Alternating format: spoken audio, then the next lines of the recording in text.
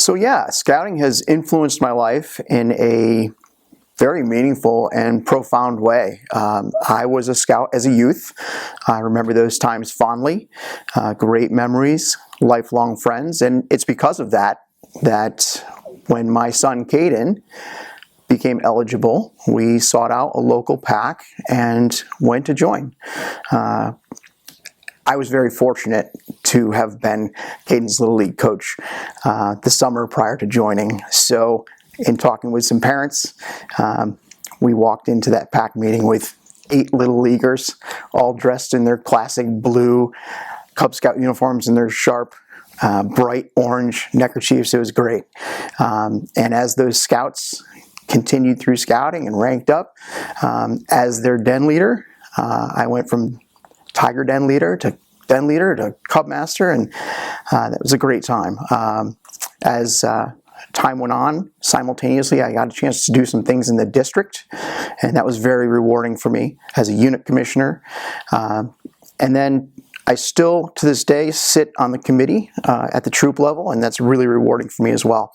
The last position I held as a volunteer was a district commissioner, and very meaningful because as a career district manager and regional operations manager, I got a chance to take some of the skills from my career and influence them into my scouting world, and that was a lot of fun.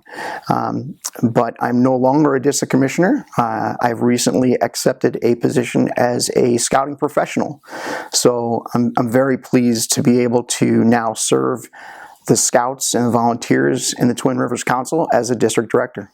So that circle has kind of come full around, and now in this new world, it's slightly bigger, but the journey continues. Most memorable experience, that's a tough question, right? I'd say as a youth, I remember vividly a camporee at Camp Saratoga when we all went swimming, and like every lake in New York, it was freezing, and we slowly but surely tiptoed our way into the water.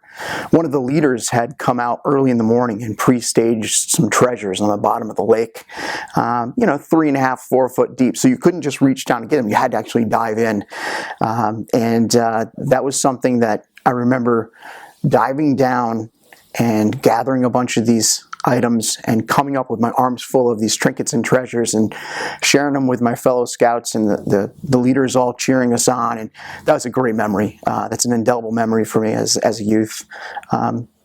Obviously there's a lot of rank up ceremonies and courts of honor, trips and these type things, but just being able to share with my son Caden the experiences that he has gone through, watching him learn, grow, develop, and become the young leader that he is, has been really, really rewarding.